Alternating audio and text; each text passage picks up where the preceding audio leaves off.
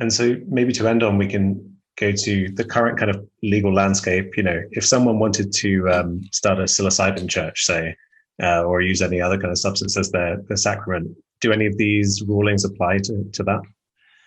Most certainly. The UDV case would be very instructive.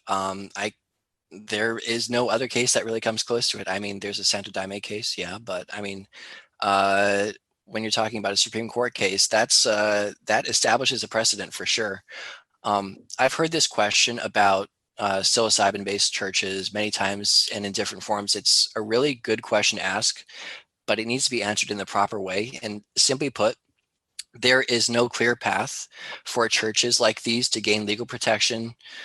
Now, clearly, the government has permitted isolated cases of sacramental use of peyote and ayahuasca, but what to say about psilocybin mushrooms? What about iboga root bark? What about pharmahuasca? I mean, there are a lot of possibilities here, but what to do about this? Um, like I said, the UDV and Santo Daime rulings only apply to those particular churches. It doesn't allow uh, anyone to pick up the practice if they so want. Um, Even if one's church is an unofficial branch of the União de Vegetal, even if you put UDV as your personal faith when you're filling out paperwork at the police station because you just got busted for a possession of a kilogram of crystalline DMT, this stuff doesn't always fly. The only way that somebody can win such a claim is if they fight tooth and nail in court for their right to exercise their faith. Period. It's a case by case basis.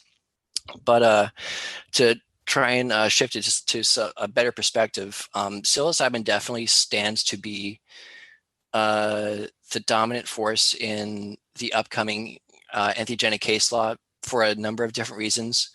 It's not endangered like other entheogens are. It grows very abundantly on, as far as I'm aware, almost every continent.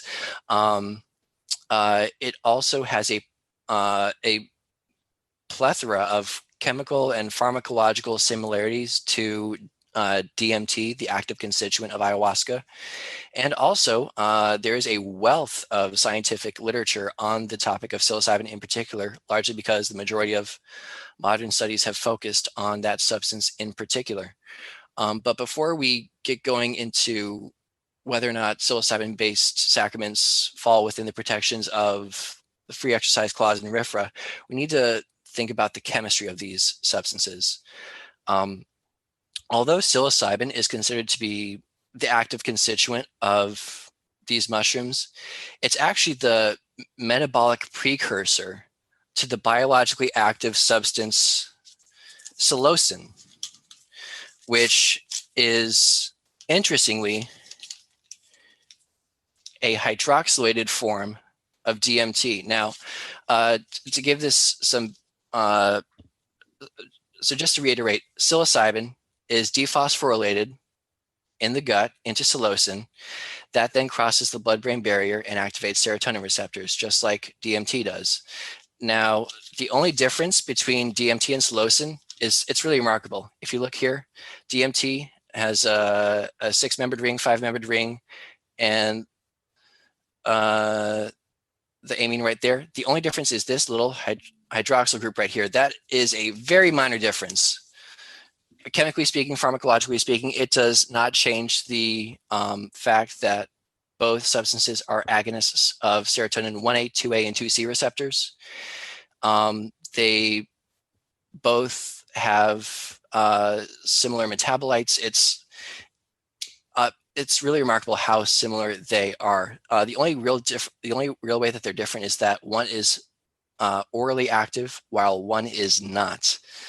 And DMT is only orally active in ayahuasca because of the beta carbolines which are present there, which inhibit MAO, the enzyme which breaks down DMT normally. But pharmacologically speaking, the doses required for ayahuasca, that is purified DMT needed for a full ayahuasca dose, it's strikingly similar to the amount that is used within clinical trials for psilocybin research. It's 30 milligrams plus or minus 10, thereabouts.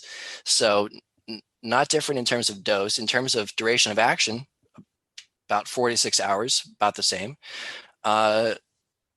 Because these two substances share so many similarities, one can make a really good argument in a court that there are, in fact, so many similarities that the two substances, psilocin and DMT, would meet the substantially similar qualifications laid forth in the Federal Analogs Act, essentially saying that these two substances are analogs. They are almost one and the same. Back in last year, Dennis McKenna was on London Real, and he was saying that psilocybin is a, quote, orally active form of DMT. Dr. Carhart Harris went on the same program several years prior and said that psilocybin and DMT are virtually the same compound. Even back in 1967, Dr. Harris Isbell had remarked at the discussion on psychoactive action of various tryptamine derivatives that, quote, psilocybin and psilocin found in the mushroom give us the same effect as does DMT. They are somewhat longer acting and slower to start. These two substances are essentially one in the same. So it would be a bit harder for one to try and ride on the tails of the UDV decision with, let's say, Iboga sacrament, right? With psilocybin, it's remarkably similar in many grounds and therefore stands the best chances at surviving the courts, so to speak. And there have been cases which this has happened. It was only at this point, not even a full month ago. Wow. Yeah, not even a full month ago. New Hampshire, their highest court had released a decision where they had affirmed that the possession of psilocybin mushrooms is in fact a religiously inspired act which should deserve protection under the Free Exercise Clause. Essentially, a fellow by the name of Jeremy Mack had a search warrant seized on his house.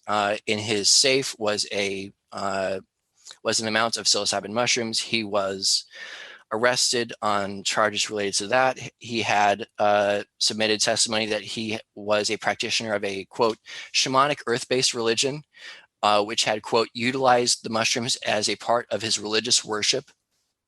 And essentially, the New Hampshire court had reversed the lower court's decision saying that Jeremy Mack was guilty of the offense of possession of psilocybin mushrooms and effectively remanded the case back to the lower courts for further proceedings consistent with their opinion that his act was religiously inspired and was deserving of protection under the Free Exercise Clause. Now, Jeremy Mack is not any unique case. There's a fellow named Steve Urquhart in Utah. You might have heard of him. He recently founded a Salt Lake City church known as the Divine Assembly. And their congregants believe that anyone, quote, can directly commune with the divine through the psilocybin sacrament. Now, this minister is far from a stereotypical bohemian. He's a practicing lawyer. He has served as a missionary to Brazil and as a Republican in Utah's House of Representatives. As of January 21, he has maintained his position as a, quote, protector of the church and intends to stand in defense of the church if they were to ever face any legal action. And cases like these are only going to become more and more common as the years progress, in my opinion.